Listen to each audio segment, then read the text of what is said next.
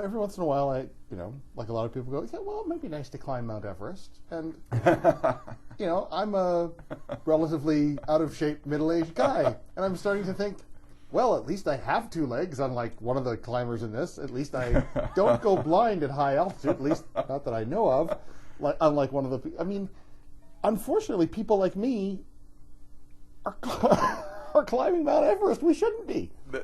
There's quite a few people up there with relatively limited experience. There's a few people up there with virtually no experience.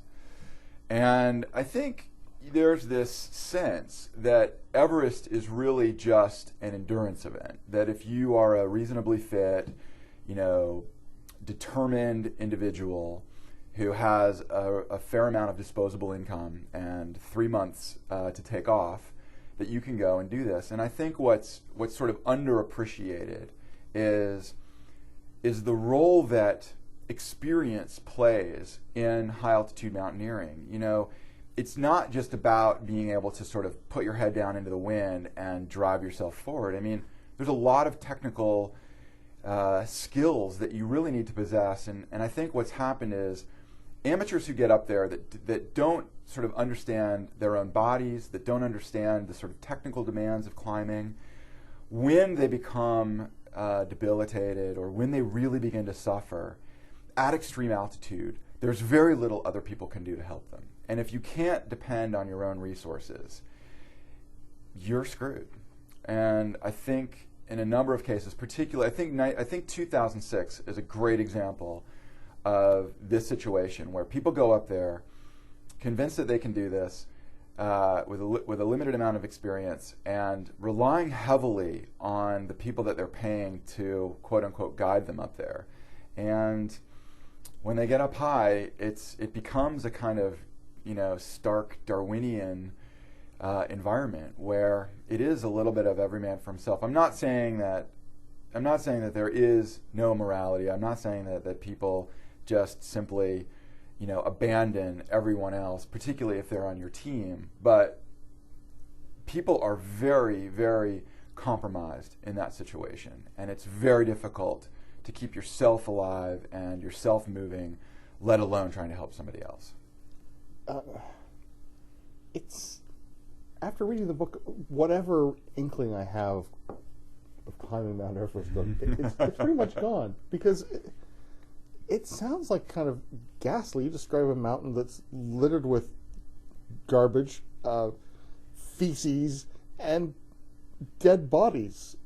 Everest is a grim place. I mean, there's a reason there's not a lot of life above 16,000 feet, which is the elevation of base camp. I mean, living organisms are not really engineered to stay in these environments for very long. So, there's not a lot about Everest that's very fun or particularly enjoyable. I think those who do climb it, many of those who climb it would probably agree that it's an extraordinary accomplishment. And I commend people who do it. I mean, it's very difficult. I haven't climbed to the top, but I've been up to 23,000 feet, which is, a significant height. And it was difficult almost every step of the way. And so, the perception that this is a kind of tourist activity, the perception that this is something that, like,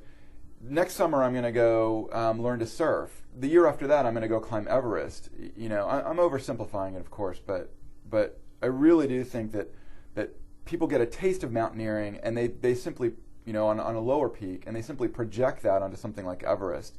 And the deleterious effects of altitude are something that should not be trifled with, and people need to go there with a very firm understanding of what really happens to people when they get up to extreme altitude.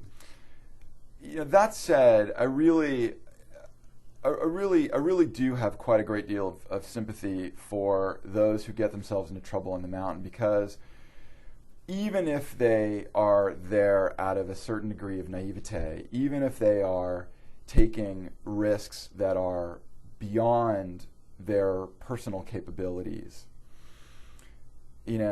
I certainly feel like, and I'm sure a lot of people share these feelings, that really genuinely, we would want to, were we to come upon this situation, we really would want to try to help somebody out of it. I think that, the sort of embedded, instinct, the embedded instinct for self-preservation is certainly one of the strongest that we have. The embedded instinct to help another human being who may be in a life-threatening situation is also very strong. And I think, and this is a sort of nuanced dimension to the story that I really wanted people to understand, is that even if you want to help, even if your instincts are there to be like, God, this poor guy, I really want to help him, you may simply have to, assess the situation, do the math, and be like, I can't. If you are a search and rescue professional, your first, one of your first directives is not to endanger the rescuers. Take that logic and that thinking and extend it to one of the most extreme environments on Earth. The book is Dark Summit, the true story of Everest's most controversial season. I've been speaking with the author, Nick Heil, and Dark Summit, published by Henry Holt, distributed in Canada by Random House.